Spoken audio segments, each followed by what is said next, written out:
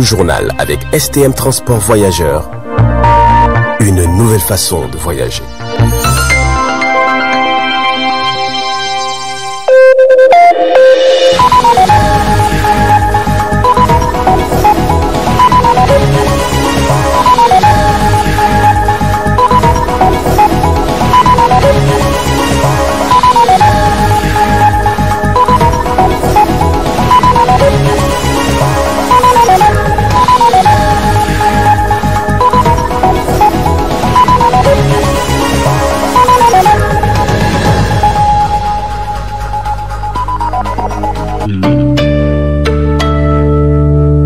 Le projet de texte très important que nous avons aussi examiné concerne la deuxième rectification de la loi des finances 2020.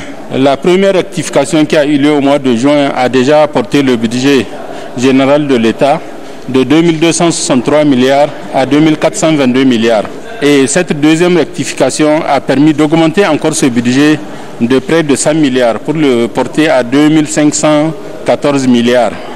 Et les résultats aussi qui nous ont été présentés par le ministère des Finances au niveau des recettes générales de l'État ont montré des performances très importantes, notamment au niveau des recettes internes, qui ont présenté un taux de réalisation de 42% sur le premier semestre, ce qui est quand même un résultat extraordinaire compte tenu de la situation que vous connaissez. Pratiquement pendant 3 mois, les activités économiques étaient bloquées. Malgré tout, les recettes internes de l'État ont eu un taux de réalisation de 42% sur les 6 premiers mois. Et dans les 42% là, il faut noter donc les impôts pour lesquels on a réalisé un taux de 55%. C'est vraiment exceptionnel, on ne peut que s'en féliciter. Bon, ce budget comporte vraiment beaucoup d'anomalies.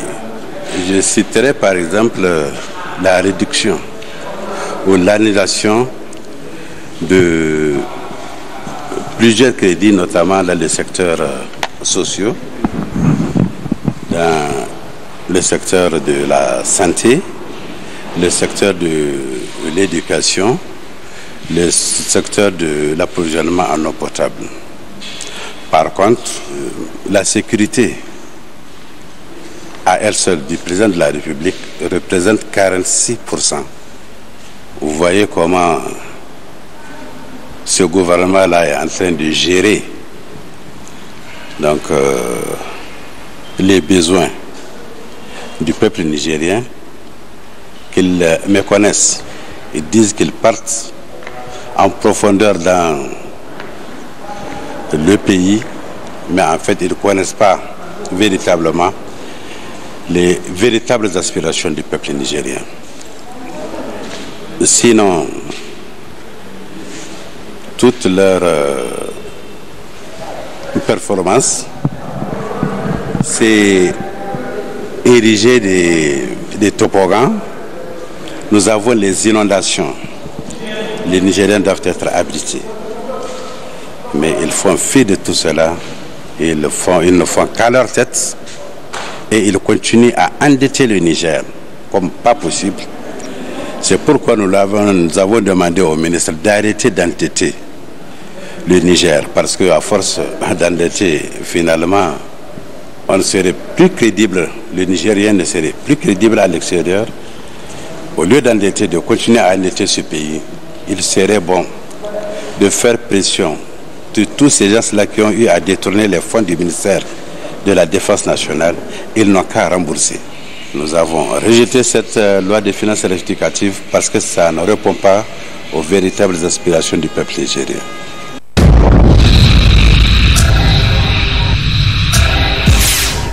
C'est pour rendre un hommage mérité à la mémoire de tous les éléments des forces de défense et de sécurité tombés sur le champ d'honneur en défendant la nation que le chef de l'État a décidé de la construction sur fonds propres de l'État nigérien d'un mémorial des martyrs qui sera érigé sur un site d'environ 1,5 hectare situé en face de l'hôtel de ville de Niamey. Cette action du gouvernement s'inscrit dans le cadre d'une politique de mémoire, décrit le chef de l'État à l'occasion de cette cérémonie. Comme on le sait, nous sommes en guerre. Nous sommes en guerre contre le terrorisme et le crime organisé. je voudrais ici saluer, féliciter, encourager nos soldats qui conduisent cette guerre avec beaucoup de professionnalisme. Cette guerre dans laquelle nous enregistrons des morts, cette guerre dans laquelle nous perdons des êtres chers qui font le sacrifice de leur vie pour notre sécurité. La nation nigérienne tout entière doit leur rendre hommage. La nation nigérienne tout entière doit leur témoigner son éternelle reconnaissance. C'est au nom de la nation que le gouvernement, pour perpétuer leurs souvenirs, a décidé de construire un mémorial des martyrs afin de perpétuer leur mémoire. Présent également pour la circonstance, le ministre de la Défense nationale s'est exprimé en ces termes. En ces temps tumultueux de guerre contre le terrorisme et la criminalité transfrontalière organisée, nos vaillantes forces de défense et de sécurité ont défendu avec courage et dignité chaque portion de notre territoire. Aujourd'hui, grâce à la détermination et à la bravoure de ses fils en armes, le Niger reste debout et il le restera encore longtemps pour la sauvegarde de la souveraineté, de notre souveraineté territoriale, la sauvegarde de nos institutions démocratiques républicaines et la sécurisation de nos citoyens ainsi que la protection de leurs biens. Pour cela, notre pays continuera à mener sa lutte implacable contre le terrorisme, la criminalité transfrontalière et le banditisme. La dette à l'égard de nos morts que le président de la République, chef de l'État, chef suprême des armées, son Excellence M. Issoufou Mamadou, a pris l'engagement dès 2018 à ériger un mémoire à leur nom. Un tel monument, érigé au point central de notre capitale Niamey, marquera à jamais notre reconnaissance pour nos compatriotes disparus sur le champ de bataille. L'architecte international qui a conçu le projet de ce mémorial a réaffirmé sa volonté à le réaliser dans le délai prévu. Ainsi donc, ce mémorial sera construit en guise d'hommage rendu de la nation nigérienne aux forces de défense et de sécurité qui ont perdu leur vie dans la défense de cette même nation.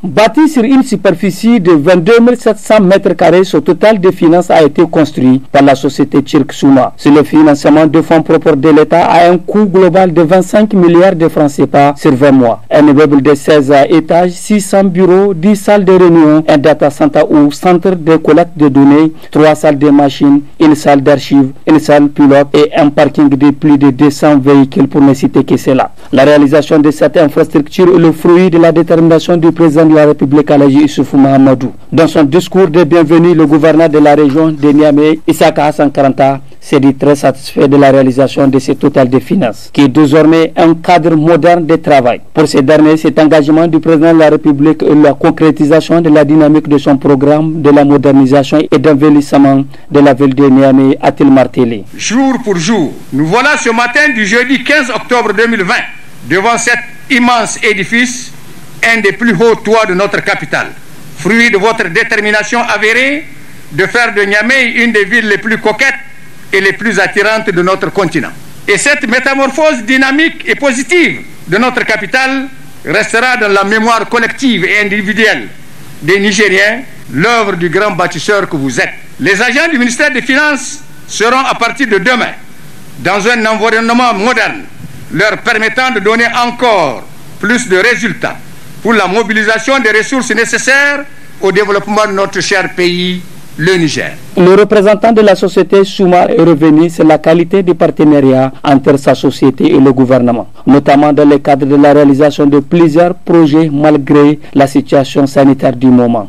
The factory's delayed production of the materials and equipment, airports being closed made it impossible to bring in or out the necessary human resources as scheduled. Ce bâtiment de 75 mètres, moderne et intelligent, est la plus haute structure de Niamey avec le plus grand parking souterrain du pays.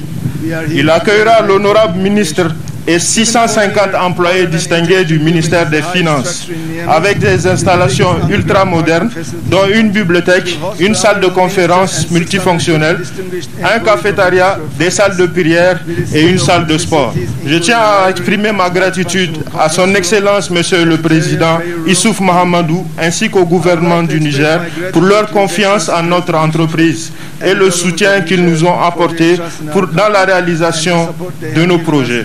Le ministre des Finances, Mamadou Dof, se réjouit de la réalisation de ces grands projets du gouvernement qui va sans nul doute permettre à toutes les régies financières d'avoir un cadre optimal de travail et accroître leur productivité des services rendus au public. La construction de cet édifice est le fruit de la vision, de la volonté et de l'engagement des plus hautes autorités de notre pays, traduit dans le programme de Renaissance Acte 2 de son Excellence Monsieur le Président de la République, décliné dans la déclaration de politique générale de son Excellence le Premier ministre et dans le programme de modernisation des villes du plan de développement économique et social PDES 2017-2021. Excellence Monsieur le Président de la République, cette réalisation de plus a versé au bilan du programme de Renaissance bien plus qu'une construction ultramoderne dont l'esthétique et la qualité confortent le prestige de notre capitale, constitue un repère générationnel dans la mémoire des habitants de Niamey, devenu sans conteste Niamey-Niala. L'infrastructure a coûté un montant de 25 milliards de francs CFA, financé entièrement sur ressources propres du budget national. Excellence, Monsieur le Président de la République, aujourd'hui, nous pouvons affirmer que le ministère des Finances dispose d'un cadre moderne, propice à un travail de qualité. Le ministère des Finances, vitrine de notre pays vis-à-vis des partenaires techniques et financiers et des investisseurs privés, est désormais doté d'un édifice qui inspire confiance et respect, gage d'une pleine réussite des missions qui lui sont confiées.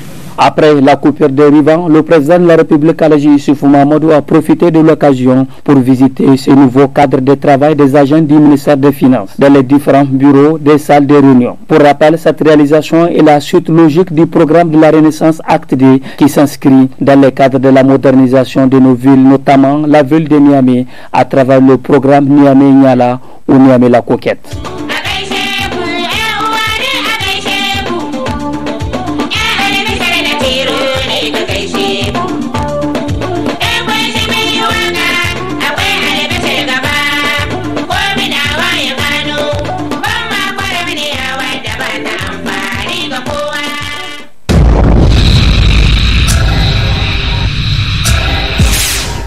Les documents qu'on donne comme permis, le document administratif qui est le permis, c'est le plus sécurisé, le document le plus sécurisé dans notre pays.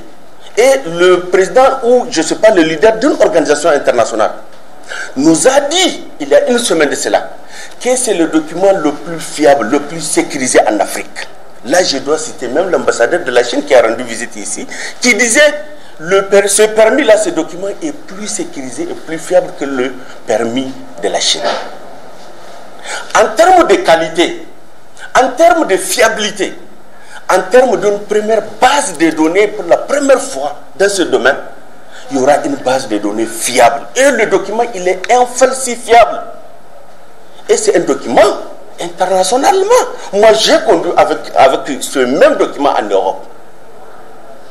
Donc, la société, de grâce, la société n'est pas là pour faire la politique.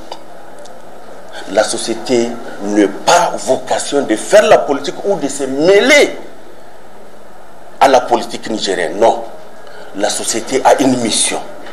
C'est de changer le carton rouge à la biométrie. Et je vois des confusions dans ce pays où les gens prétendent connaître la biométrie. La biométrie, c'est quoi? La biométrie, c'est le visage et l'empreinte.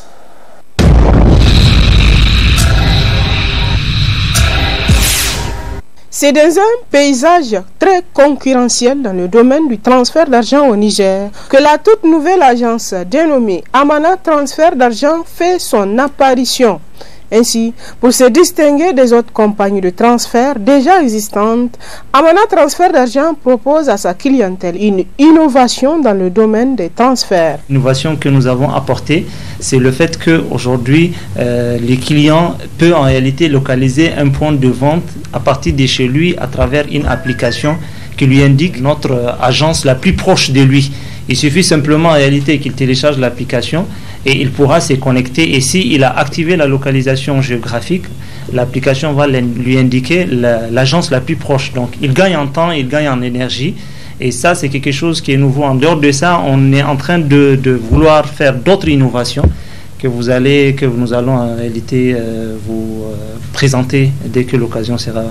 Aussi, Amana Transfert d'argent se distingue des autres avec son traitement particulier des clients. En formant nos agents de guichet, par exemple, tous les agents de guichet sont formés sur l'accueil client. Il faut que les clients soient vraiment rois chez nous. Donc nous insistons beaucoup sur la formation de nos agents de guichet parce que Amana, c'est d'abord au niveau des guichets. Et vous allez voir, vous pouvez faire un tour au niveau de nos agences, vous allez voir un peu l'accueil est vraiment formidable dans nos agences. Et pour faciliter aussi la vie à nos clients, nous avons plusieurs outils qui vous permettent donc de vous géolocaliser. C'est-à-dire à partir de là où vous êtes sur votre téléphone, vous pouvez savoir quelle est l'agence la plus proche de votre position. Et vous pouvez aussi nous envoyer vos avis, critiques et suggestions à partir de votre téléphone, à partir du site internet de Amana. Et on en tiendra compte, Inch'Allah. Pour ce qui concerne les offres et services de cette toute nouvelle agence de transfert, notons que c'est une sécurité optimale qui est assurée. Sur la sécurisation des données, nous avons plusieurs points de vente dans toutes les villes du Niger. Si vous prenez par exemple Niamey, nous avons déjà au démarrage plus de 70 points de vente, c'est-à-dire plus de 70 guichets dans la ville de Niamey. Donc, c'est pour franchement mettre à l'aise notre clientèle qui n'a pas assez de carcassés pour joindre notre guichet. Et ensuite, parlant de la sécurisation des données, nous avons mis en place une procédure très rigoureuse qui va empêcher à ce qu'une personne animée de mauvaise foi ne puisse pas bénéficier d'un transfert qui ne lui est pas destiné. Et nous rassurons toute notre clientèle que toutes leurs données personnelles resteront confidentielles. Il faudrait ainsi noter qu'Amana Transfert d'argent, c'est un nouveau bébé né avec ses 32 dents dans le domaine du transfert, car déjà au lancement de ses activités, Amana dispose d'un vaste réseau de couverture sur l'ensemble du territoire national. Bon vent donc à Amana Transfert d'argent.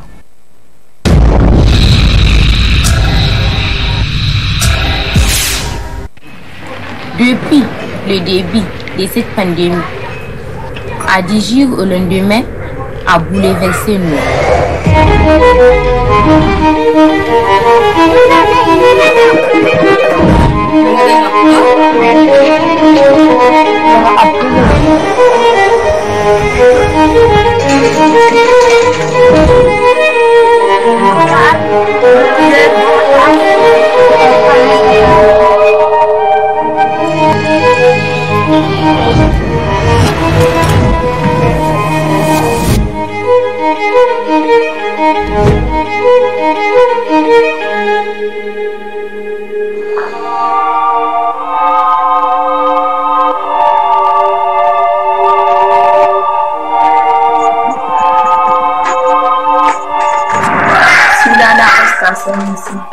Shekara ta 15 da haihuwa.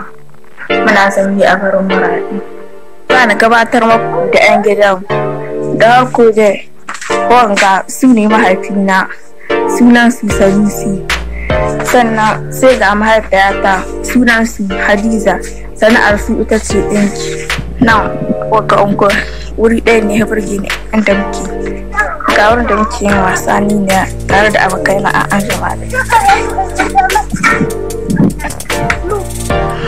Ga gidan mu ne wuri da yana da gambubula sannan sai ga inda muke son hali ne wurira bayan kuma sai ga garkenmu babban cikas da waka cuta ta annoban coronavirus ta kawo shi ne na tsaye makarantu inda ƙasar ma ba ta shirya ba. Abin da ya ɗauka min da hankali shi ne karatu na ko da ke zama a karatu ta da cuta ta coronavirus amma da haka nan dai muna ɗan tattaɓa muna bincike littattafai da dama. Ɓulluwar ga cuta ta annoban coronavirus ta tsaye da koyi magabata sun gayata da su sa dokoki don kare kai ko wanke hannuwa da ruwa da sabulu akai-akai da kuma sa takunkumi don kare kai.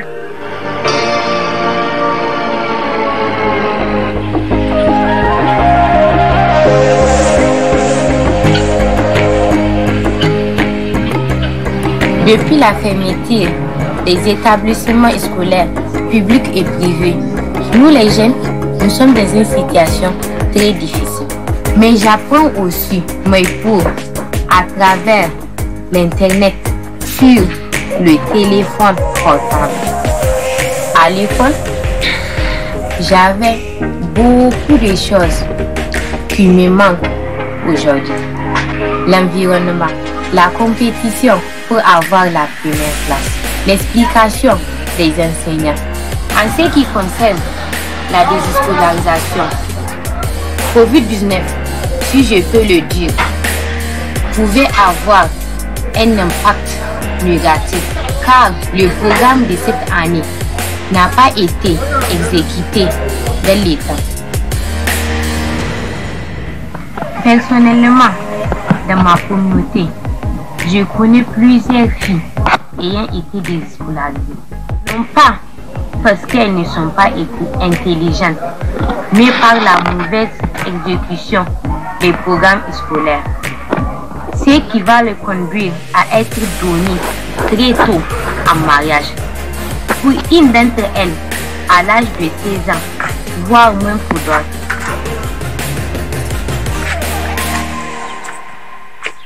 Ta dalilin wanga dogon hutu da aka yi ta dalilin wanga cuta ta annoban coronavirus. Wataƙila wasu 'yan mata na wata da kwan na dazuzzuka a masa aure ta dalilin tsayawa da aka yi. A nan jihar ta Maradi ana yi ma 'ya mata 9 da 10 aure kafin shekara 18. Kawai da na baku misali can ba akwai wata abokiyata wadda aka yi aure da shekara 14. Haihuwa ga hanyar da bata ƙunsa ba tana sa kawo matsaloli.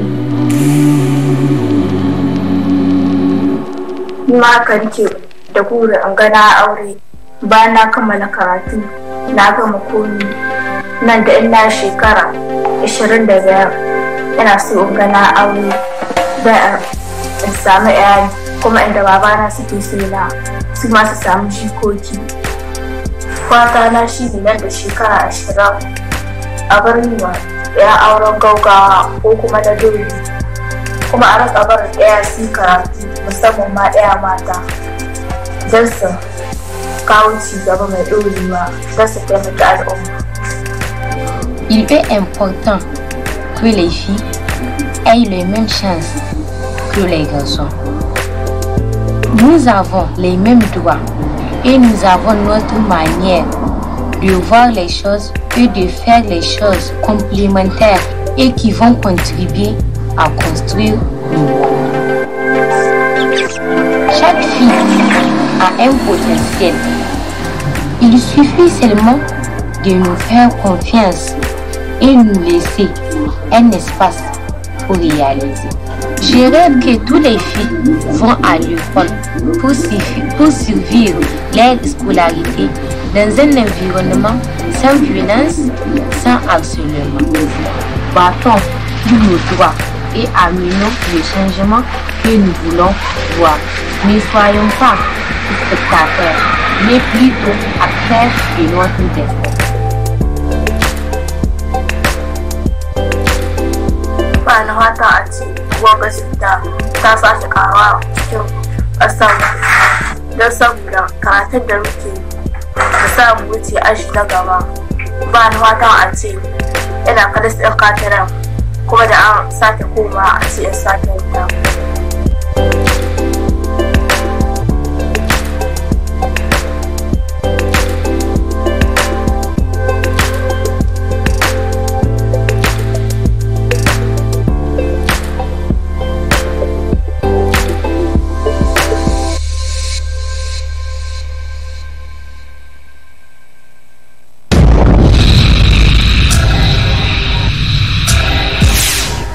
La rentrée scolaire 2020 coïncide cette année avec la journée mondiale de lavage des mains.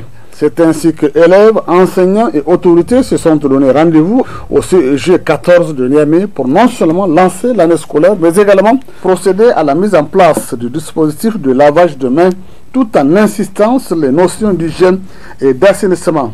Présente à la cérémonie, la représentante de l'UNICEF a déclaré être réjouie de cette double célébration et a promis d'accompagner le gouvernement du Niger afin de donner plus de cachet à cette fête de lavage des mains. C'est une journée même très spéciale cette année parce que ici au Niger, elle coïncide avec la rentrée scolaire.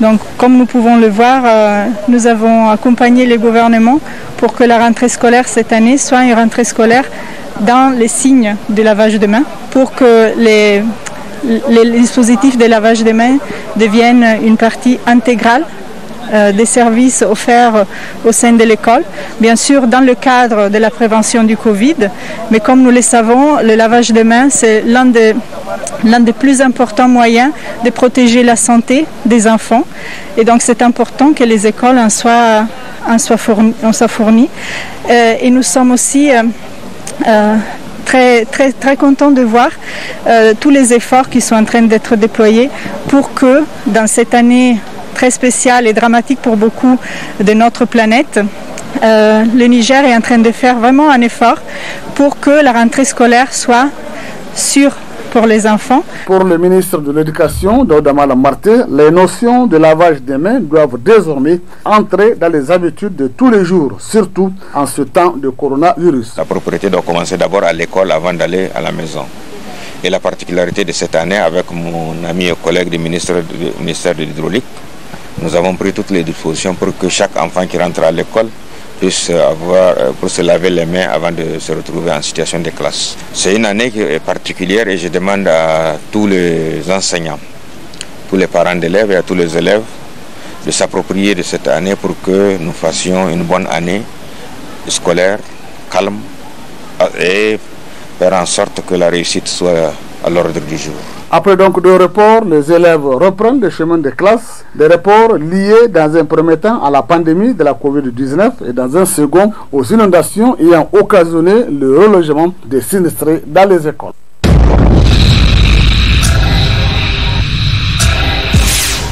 Après la reprise des activités académiques à l'université Abdoumouni Diofo de Niamey pour parachever l'année académique 2020-2021, nous nous sommes rendus ce matin dans les différentes facultés de la dite université ou temple du savoir pour constater de visu l'état d'avancement des cours. Selon la chef du département d'anglais, Dr Aïssatou Aboubakar, tout se déroule normalement. D'ores et déjà, son département entend boucler l'année académique 2019-2020 dans les prochains jours afin de mieux se préparer pour la rentrée solennelle en janvier prochain. On est en train de finir, sinon on a pratiquement fini le semestre, premier semestre.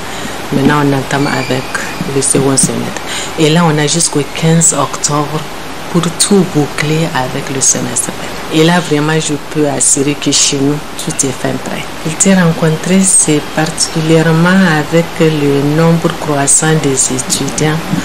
Il n'y a pas le rapport nombre d'étudiants par rapport aux infrastructures, il y a un problème. Par exemple, en première année, nous avons 827 étudiants. Et il n'y a pas une salle qui contient même 100 étudiants. En dehors de la salle chinoise, comme on l'appelle, les salles AB, c'est une soixantaine, 80. Il n'y a que les avis. Donc ça, c'est notre problème et en même temps notre faiblesse. On a vraiment un problème. Deuxième année, ils sont par exemple 400. il n'y a pas une salle qui contient 400 étudiants. Donc là, c'est vraiment... Sinon, sur le plan enseignement, vraiment, il n'y a pas de problème. Les responsables de l'Union des étudiants nigériennes à l'Université de Niamey et nous se réjouissent de l'état d'avancement des cours dans les différentes facultés. Par rapport à la situation académique ici à l'Université de Niamey, moi je pense depuis la reprise, il n'y avait pas eu en tout cas une perturbation digne de son nom, qu'on peut dire dans les années précédentes. Parce qu'il faut le notifier que de par les années précédentes, le système éducatif a connu des perturbations par-ci, par-là, tantôt par les étudiants, tantôt par les enseignants, tantôt par le personnel administratif, n'est-ce pas, et technique. Mais cette année, en tout cas, n'ait été que le débarquement de la catastrophe des inondations, il n'y avait pas eu en tout cas une perturbation minime soit-elle pour partir, n'est-ce pas, encore agrandir l'état de retard que nous acquisions. Aujourd'hui, le déroulement, vous l'avez constaté, vous avez fait tour dans les bâtiments des cours. Presque tous les bâtiments, toutes les sections, en tout cas, sont à pied d'œuvre. Les départements sont à pied d'œuvre de finir l'année antérieure pour accéder à l'année 2021. Et cela me permet de dire que les étudiants sont en train, en tout cas, de subir une formation commando où les cours, c'est de 8h souvent jusqu'à 20h. Ou même la rupture, la pause là, souvent elle est difficile. Et des examens, sur des examens, et nous serions obligés de nous adapter au contexte du moment parce que c'est la nécessité qui nous l'impose et c'est un sursaut d'avenir. Parce que c'est une situation qui nous est parvenue sans que nous nous attendions à cette situation. Et maintenant, pour pallier à ces problèmes, il va de soi que nous ayons ce courage de s'adapter au contexte du moment pour que les cours-là qui seront condensés soient à mesure d'être exécutés à temps normal et exécuter le calendrier de l'année académique 19-20 pour qu'enfin l'année 2021 puisse avoir, n'est-ce pas, un souffle pour ne pas encore condenser des semestres et des UE. Il faut noter que l'université Abdoumouni Diofo de Niamey a transité vers la nouvelle donne d'enseignement. Il s'agit du système LMD, licence master doctorat, pour se conformer aux normes de qualité et permettre à ses étudiants d'être plus compétitifs sur le marché international. Cependant, le gouvernement devrait accompagner les autorités rectorales à travers la politique de ces moyens pour que cette dernière puisse améliorer sa capacité d'accueil.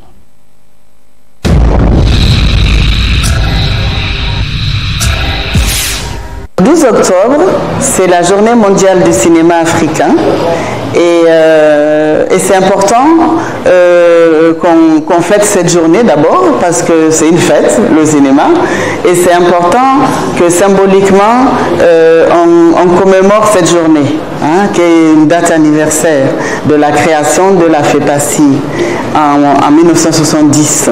Je pense que c'est vraiment important que nos cinémas existent, que nous ayons notre point de vue et que nous montrions au monde qui nous sommes, et ce n'est pas aux autres de montrer qui on est, c'est à nous de montrer qui nous sommes. Donc les objectifs qu'on essaye d'atteindre, d'abord, le nerf de la guerre, c'est l'argent.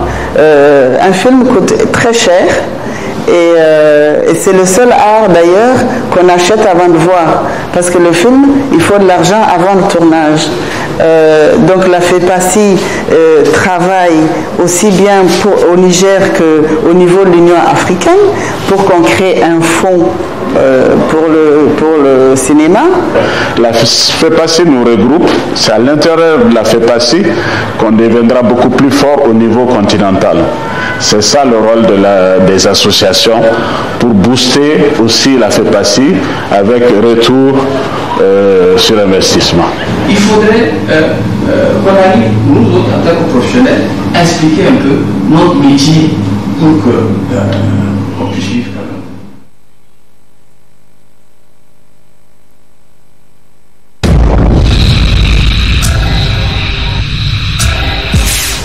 C'est pour mieux veut faire face aux conséquences liées aux inondations dont sont victimes les populations nigériennes d'une manière générale, que la défense de l'ambassade des États-Unis au Niger a décidé de venir en aide aux populations sinistrées des forces armées nigériennes à travers un don de matériel d'aide humanitaire.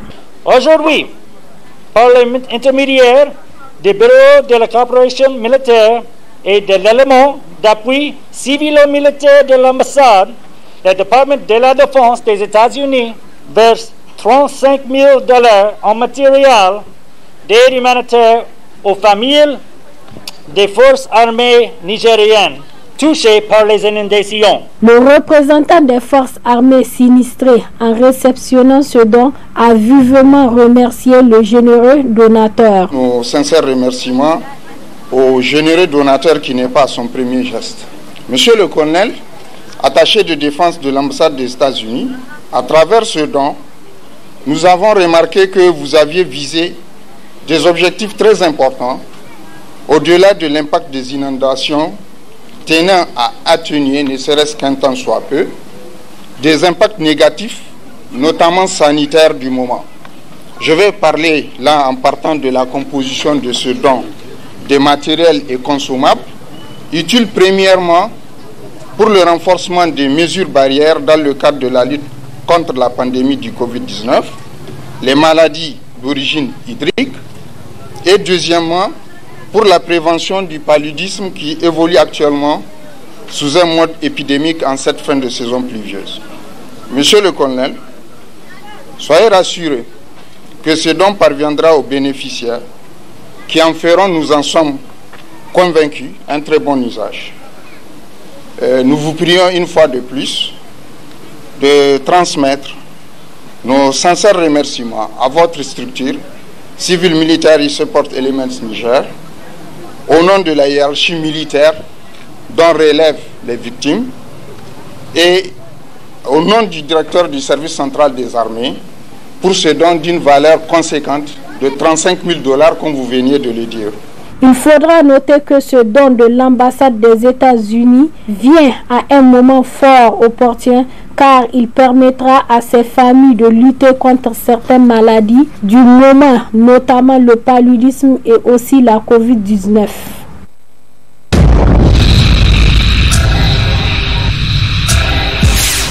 Je vous souhaite un très bon moment au sein de notre Madrasat Khadijatou Oumoul Mouminin. C'est devenu une tradition pour la Makaranta Khadijatou Oumoul Mouminin, appelée aussi AFLA, et ce, depuis sa création en 2003, d'organiser à la fin de chaque année d'études et d'apprentissage au sein de cette école une cérémonie de remise de prix et de bulletins aux élèves apprenants. Pour cette promotion 2020, ils sont plus de 200 élèves à être formés. Aujourd'hui, nous sommes ici pour une fête annuelle qu'organise la Madrasat Khadijatou Oumoul Mouminin, appelée AFLA. Cette fête a pour but la remise des bulletins et quelques cadeaux à ses élèves. L'appel que j'ai lancé aux parents même des enfants. L'éducation là ne peut pas se faire seule, les parents. Donc les parents donnent leur éducation à leur niveau et les Makaranta appuient aussi. Donc c'est complémentariste. Les parents donnent leur éducation et les Makaranta aussi donnent leur éducation. Nous avons plus de 200 élèves. Si ce n'est pas à cause même du paludisme qui est en train de nous déranger vraiment ici, il n'y aura même pas de place où passer les véhicules ici. L'éclat de cette cérémonie a été rehaussé par la récitation des versets coraniques par les élèves qui apprécient à sa juste valeur cette formation islamique dispensée par la Madrasa Khadijatou Oumoul Mouminin.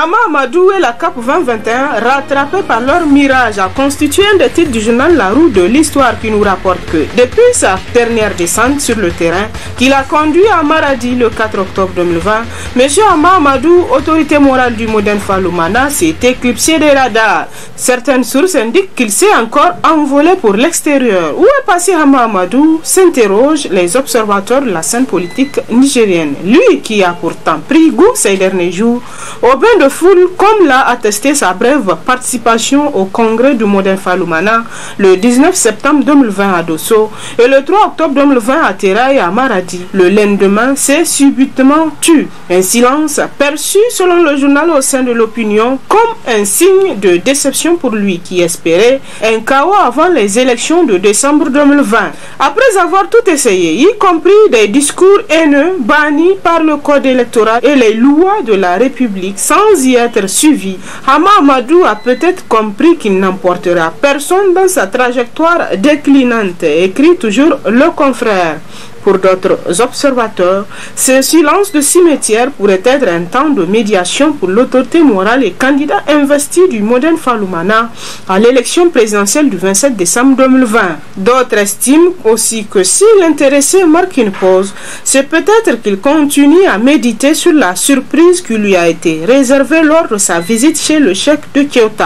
En dehors de M. Hama Amadou, face à la réalité du terrain, c'est toute la coalition CAP 2021 qui est dans un silence total depuis quelques jours. Et ce, au moment où l'organisation des élections entre dans sa phase décisive, estime le journal. Peut-être que l'opposition politique a découvert subitement toute son erreur stratégique, celle d'avoir compté sur une insurrection populaire pour lui balayer la voie d'accès au pouvoir, que de compter sur ses capacités à convaincre les Nigériens d'un éventuel échec du pouvoir en place dans l'espoir de recueillir plus de voix dans les urnes. Politique toujours, cette fois-ci avec le journal Niya. De Noma à Issoufou Isaka, de Karib à Sila, le Lumana agonise, écrit dans ses titres le journal Niya. Il est indéniable pour le journal que le Lumana entame sa descente aux enfers. En cause, le leadership au sommet du parti et les frustrations accumulées d'année en année liées à une gouvernance personnalisée et teintée de culte de personnalité. Aujourd'hui, le parti Lumana se trouve avec deux directions issues de deux congrès différents, tenus l'un comme l'autre le même jour à Dosso, à des lieux différents.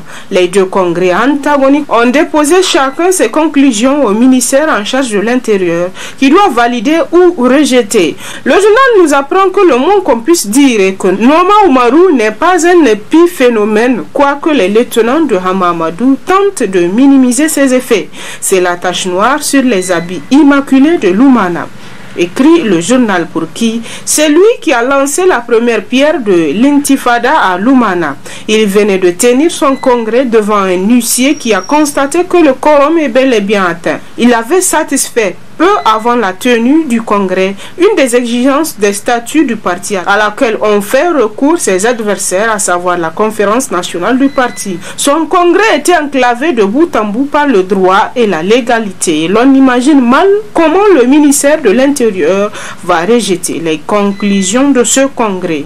Et pour rajouter à l'agonie du parti Lumana, le journal écrit que Issoufou Isaka, député de Tillabéri, vient de donner le coup de grâce à l'ancien président du parti, investi maladroitement pour l'élection présidentielle par ses partisans, sachant bien que ce dernier est déchu de ses droits civils et politiques suite au trafic des êtres humains auquel il était impliqué et pour lequel il a été condamné à 1 an de prison ferme. Tout ce mal-vivre que connaît en ce moment le parti au cheval ailé puis sa source, selon le journal, dans la qualité de sa gouvernance qui n'est pas des meilleures. Puis à la une du Monde d'aujourd'hui, pillage des ressources de l'État. Issoufou Mahamadou, un homme trahi par les siens, s'interroge en gros le journal. Les socialistes ont tout ravagé. Ils n'ont pas compris qu'ils avaient à accompagner un homme pour marquer l'histoire du pays et faire en sorte que ses ambitions se concrétisent. Ils avaient oublié qu'il avait à montrer qu'il pouvait être le meilleur, mais ils ont trahi. Ils l'ont trahi. Peut-on comprendre alors que le président de la République prenait l'engagement de finir avec la menace terroriste que d'autres se positionnent pour exploiter une telle situation grave qui met en jeu la sécurité et la souveraineté du pays à des fins personnelles, détournant des fonds qui sont destinés à mettre l'armée nationale dans les conditions acceptables pour faire face à une situation sécuritaire préoccupante, pour amasser des fortunes insoupçonnées dans les sociétés d'État. Le même pillage qui a été perpétré par des hommes dont la préoccupation a été fondamentalement cette volonté chez les socialistes de s'enrichir vite, de se servir du pouvoir d'État et de leur position pour détourner, pour s'enrichir et ériger des fortunes immenses au milieu de la misère généralisée d'un pays qui sert de vache laitière à un socialisme prébandier, prédateur. Aucune inspection en 10 années de gestion n'a rendu compte de la gestion à la SONIDEP, où, selon le confrère, le conflit perdure avec la partie chinoise à la Caïma, à la Sopamine, entre autres. Quant au journal L'Actualité, il rapporte dans ses colonnes controverses. Plus Le Pen que Bazoum, on meurt, s'exclame en gros le journal dans ses pages. Le débat politique au Niger s'enflamme, c'est dommage. C'est lui qui a la responsabilité et les moyens de cadrer le débat pour éviter les dérives, fait mine de rien entendre et il se tait. Peut-être parce qu'il a choisi son camp, lui que la loi fondamentale met au-dessus de la mêlée et qui n'a en principe que le Niger à défendre, non un camp dans la responsabilité qui est la sienne depuis bientôt 10 ans. Beaucoup d'observateurs se demandent à juste titre quel est le Niger qu'ils veulent laisser en partant en avril prochain. Ce qui arrive aujourd'hui était pourtant prévisible, écrit le journal. Qui n'avait pas interpellé le régime à faire attention à sa gouvernance et notamment à la qualité de sa gouvernance, se demande le confrère, pour qui on se rappelle qu'un autre se présentant, sans doute par idéologie comme un ami des socialistes, un chercheur émérite en l'occurrence, Jean-Olivier de Sardan, lui écrivait une lettre dans laquelle il attirait leur attention sur la qualité de leur gestion. Mais la lettre, on s'en souvient, n'avait pas plu. Elle a même heurté et Bazoum pouvait d'ailleurs à l'époque sortir pour d'une part nier son amitié et d'autre part tenter de discréditer la science au nom de laquelle l'homme est pourtant connu et reconnu, mais surtout respecté dans les milieux scientifiques universitaires.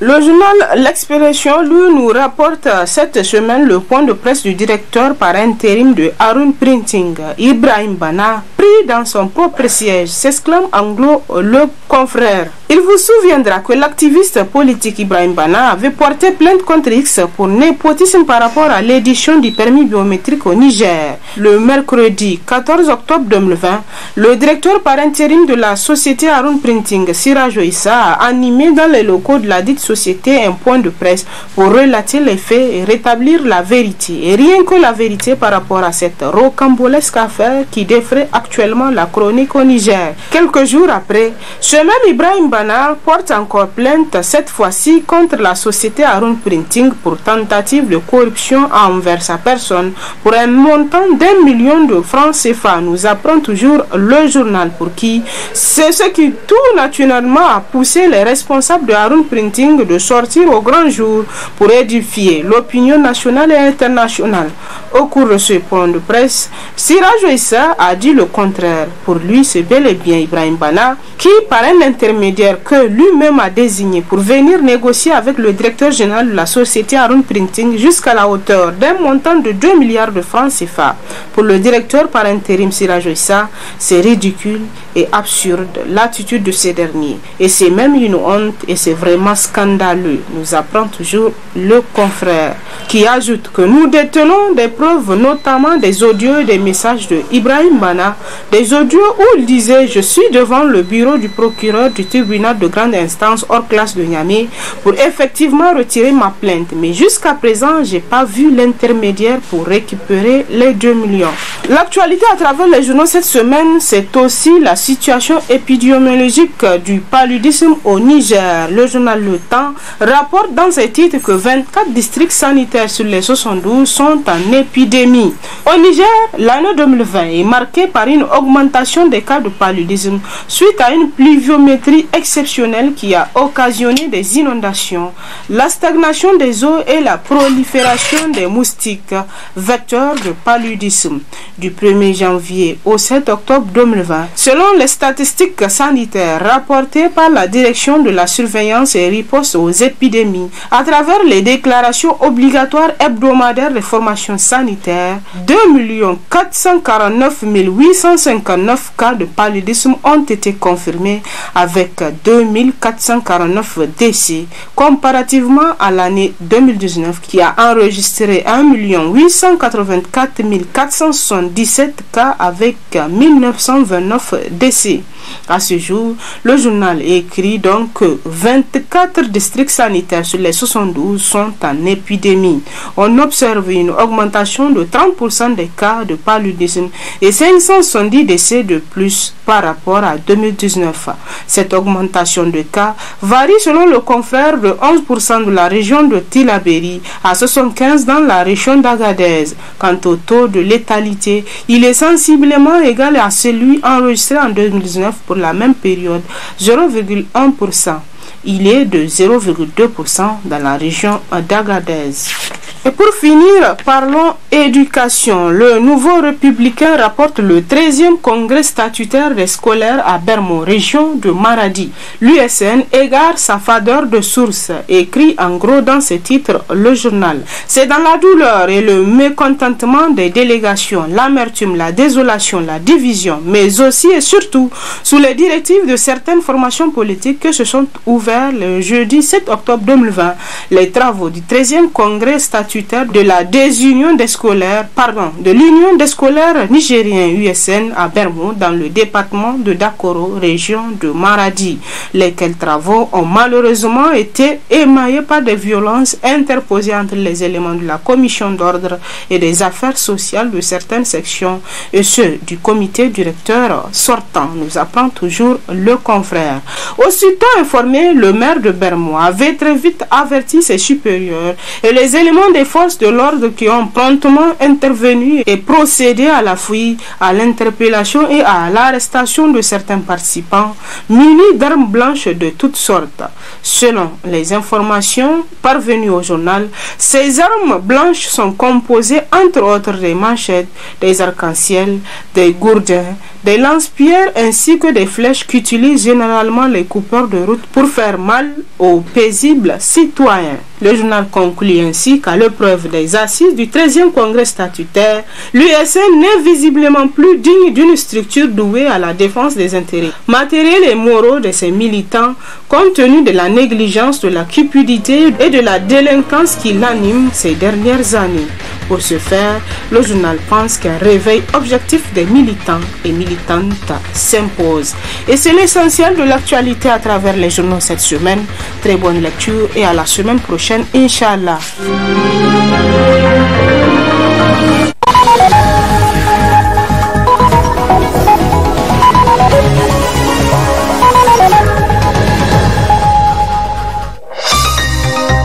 Ce journal vous a été présenté par STM Transport Voyageurs.